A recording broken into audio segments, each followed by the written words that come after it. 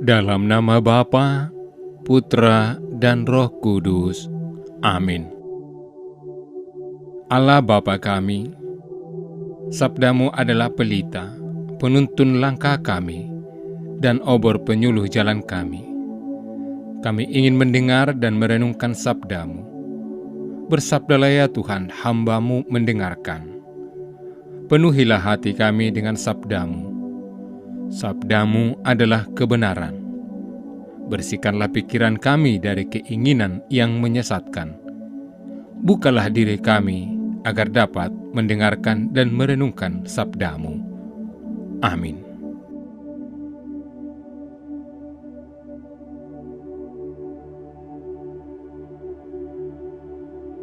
Lalu Yesus berbicara pula dalam perumpamaan kepada mereka.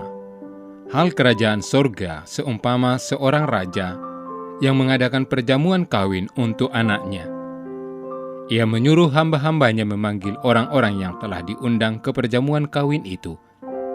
Tetapi orang-orang itu tidak mau datang. Ia menyuruh pula hamba-hamba lain, pesannya, katakanlah kepada orang-orang yang diundang itu, sesungguhnya hidangan telah kusediakan, lembu-lembu jantan dan ternak piaraanku telah disembelih. Semuanya telah tersedia, datanglah ke perjamuan kawin ini. Tetapi orang-orang diundang itu tidak mengindahkannya. Ada yang pergi ke ladangnya, ada yang pergi mengurus usahanya, dan yang lain menangkap hamba-hambanya itu, menyiksanya dan membunuhnya. Maka murkalah raja itu, lalu menyuruh pasukannya ke sana untuk membinasakan pembunuh-pembunuh itu dan membakar kota mereka. Sesudah itu ia berkata kepada hamba-hambanya, perjamuan kawin telah tersedia, tetapi orang-orang yang diundang tadi tidak layak untuk itu. Sebab itu pergilah ke persimpangan-persimpangan jalan, dan undanglah setiap orang yang kamu jumpai di sana ke perjamuan kawin ini. Maka pergilah hamba-hamba itu, dan mereka mengumpulkan semua orang yang dijumpainya di jalan-jalan, orang-orang jahat dan orang-orang baik, sehingga penuhlah ruangan perjamuan kawin itu dengan tamu. Ketika raja itu masuk untuk bertemu dengan tamu-tamu itu, ia melihat seorang yang tidak berpakaian pesta. Ia berkata kepadanya, "Hai saudara, bagaimana engkau masuk kemari dengan tidak mengenakan pakaian pesta?" Tetapi orang itu diam saja. Lalu kata raja itu kepada hamba-hambanya, "Ikatlah kaki dan tangannya dan campakkanlah orang itu ke dalam kegelapan yang paling gelap. Di sanalah akan terdapat ratap dan kertak gigi. Sebab banyak yang dipanggil, tetapi sedikit yang dipilih." Demikianlah sabda Tuhan. Saudara-saudari terkasih di dalam Tuhan, pada hari ini gereja memperingati Santa Perawan Maria sebagai Ratu. Setelah menyelesaikan perjalanan hidupnya di dunia ini, Maria diangkat ke surga beserta badan dan jiwanya. Ia telah ditinggikan oleh Tuhan sebagai Ratu alam semesta. Ia secara lebih penuh semakin serupa dengan putranya Yesus, Sang Raja alam semesta, yang telah mengalahkan dosa dan maut. Sepanjang hidupnya, Maria selalu mengenakan pakaian pesta, artinya selalu memelihara kesucian dan kekudusan hidupnya. Kita diajak untuk meneladani ibu kita, selalu mengenakan pakaian pesta, selalu memelihara kesucian dan kekudusan hidup agar kelak dapat hidup berbahagia di surga.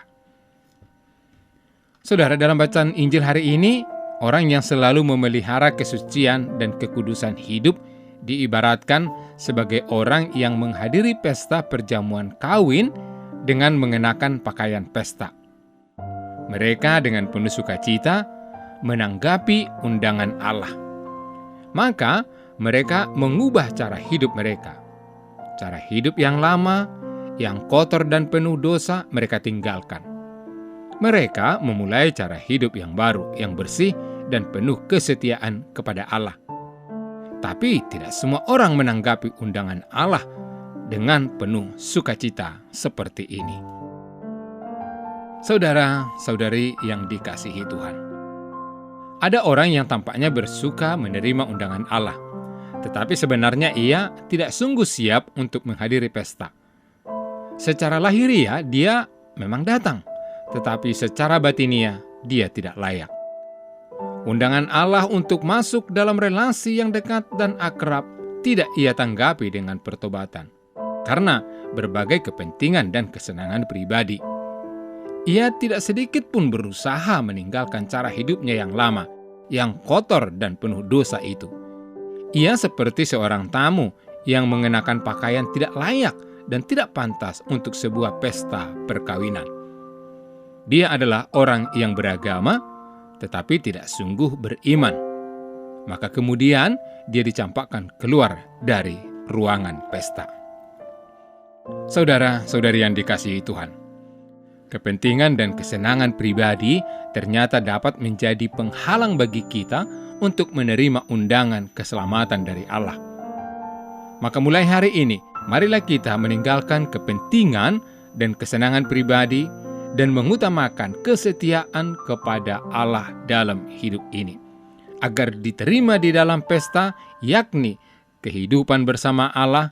Kita harus membenahi hidup kita. Kenakanlah pakaian pesta. Artinya, jauhilah kejahatan, lakukanlah kebaikan. Semoga dengan demikian, kita menjadi bagian dari orang-orang yang datang ke perjamuan kawin dengan pakaian yang pantas. Dengan cara inilah kita menanggapi undangan penuh kerahiman dari Allah.